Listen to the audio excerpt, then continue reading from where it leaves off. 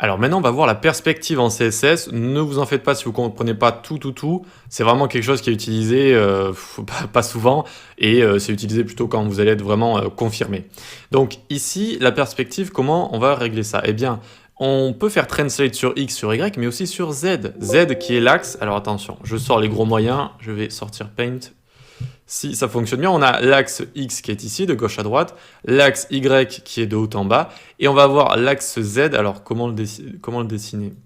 Un axe plutôt comme ça, il faut imaginer qu'il va vers le fond, qui va en profondeur comme ça, d'accord? X, Y, Z. Et donc, on va pouvoir le gérer, cet axe. On va pouvoir le gérer et faire une translation, une rotation, même un skew autour de cet axe. Donc, pour ce faire, on fait transform, translate 3D, par exemple, pour s'occuper de cet axe Z. Et donc, on met 0 sur X, 0 sur Y. Et on commence à 0 pixels aussi sur cet axe Z. Parce que, regardez, si je lui mets 100, si je lui mets 1000, il ne se passe rien, en fait. Il ne se passe rien du tout parce qu'il n'y a pas de perspective qui est créée ici. Il faut aller sur le parent de l'élément sur lequel on a envie de jouer avec l'axe Z et lui mettre la propriété perspective. Et créer une perspective, par exemple, de 500 ici. Ou plutôt 100 pour commencer, 100. 100, ça va être la distance entre la caméra, c'est-à-dire notre navigateur ici, et l'élément, d'accord, en positif. Alors, je vais revenir sur ce terme en positif. Donc, si on met 0 pixel ici, il est là, très bien. Et si je commence à mettre moins 10 ici, on va pouvoir visualiser cet axe Z. Vous voyez, ça part en profondeur là. Oh, il s'en va, on imagine qu'il tombe un peu dans un gouffre ou n'importe quoi. Et regardez, si je mets 150, on visualise bien cet axe qui est une sorte de fuite en perspective. Et moins 1500, regardez, hop, il est parti tout là-bas. Et là, regardez, je le fais revenir maintenant, je le fais revenir ici. Tac, hop, il revient, tac, de plus en plus, vous voyez, tac. Et voilà, il revient comme ça. Et qu'est-ce qui se passe si on met un positif ici? Si on met un positif, eh bien, si on met un nombre positif, il va venir vers l'écran en positif, toujours sur cet axe Z, et le maximum qu'on pourra mettre, c'est la perspective qu'on a mise ici. C'est-à-dire que, regardez, je mets 10 pixels, il fait l'inverse de ce que je vous ai montré précédemment. Avant, il s'enfuyait en négatif, maintenant, il vient vers nous, il vient vers l'écran. Vous voyez, hop, il arrive, il est de plus en plus grand en fait, et il va venir, à partir de 100 pixels, nous dépasser complètement, dépasser la caméra. Regardez, maintenant je vais aller à 80 pixels, 90, là il est vraiment, il faut imaginer un carré qui est là en fait, il fait tout ça le carré, d'accord? C'est à partir du centre que l'axe Z, du centre du carré que l'axe Z donc est employé, et donc là le carré il fait tout ça là, il est prêt à nous dépasser, je mets 98, à mon avis on va plus trop le voir, et 100, attention, 100, et hop, on le voit plus. On le voit plus, mais il est toujours ici en fait. Il est toujours à gauche là. Voilà, donc c'est la perspective. On peut gérer perspective origin. De base, donc c'est au centre. Donc je vais remettre ça par exemple à moins 10.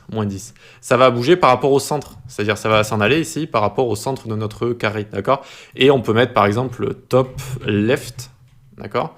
Et ça va bouger par rapport au top left de notre élément. Et donc, c'est carrément l'axe ici qui va, cette fois, au lieu d'aller vers là-bas, vers la droite, il va aller vers la gauche, comme ça, d'accord? Et pour le faire revenir, hop, il revient. Et si on met en positif, tac, vous voyez qu'il va repartir. Il repart. Là, il va prendre tout l'écran, quasiment. Et hop, maintenant, il part. Tac, il sort de l'écran, il est parti, il est à droite ici.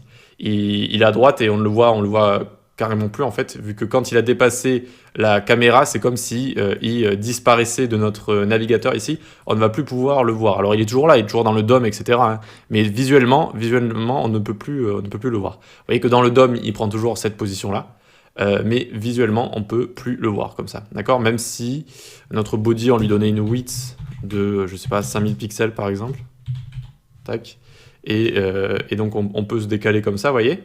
On peut se décaler de gauche à droite, là, dans notre body, et on ne le voit toujours pas. Et je peux lui donner une height aussi de, je sais pas, 5000 pixels. Et ça va être la même chose. On ne peut plus voir cet élément. Il a dépassé la caméra, si on veut. Il est allé trop loin. Voilà. Très bien. Ensuite, donc, perspective origin, perspective. On reviendra là-dessus pour faire des petites animations sympas. Vous voyez que ça va servir notamment quand on va faire des cartes qui se retournent. Mais pour l'instant, c'est pas très grave si vous ne retenez pas tout ça. Ce qui est plus intéressant déjà, ça va être transform origin. Donc, on va enlever perspective, etc. Tac. Et on va commencer à faire un transform de base, transform translate. C'est quand même plus simple. Ici, on va faire 100 pixels sur X et 100 pixels sur Y. 100 pixels sur Y. Voilà. Hop. Et de base, en fait, ça a un transform origin qui est au centre. Transform origin. origin, tac, il est sur center. Alors je me demandais ce qui n'allait pas, j'ai oublié de mettre un point virgule ici, c'est fatal. Voilà. De base, il est au centre, d'accord? C'est-à-dire, ça va bouger par rapport au centre, le 100, 100 ici. Et pareil, ici, je peux mettre par exemple top left, par exemple, tac. Et vu qu'on est sur une translation, c'est vrai que ça ne va rien changer. Ça va rien changer vu que ça va toujours bouger notre carré, en fait. Ça va toujours le bouger. Que l'origine soit en bas à droite, en haut à gauche, etc., ça va toujours faire tac, tac. Là où ça peut changer, c'est quand on va faire une rotation, par exemple. Rotate 45 deg, hop. Et ici, vous voyez que ça a fait quelque chose de bizarre. Alors que de base, c'est au centre. Et donc, il faut imaginer que ça tourne par rapport au centre. Vous posez un compas et hop, ça tourne autour.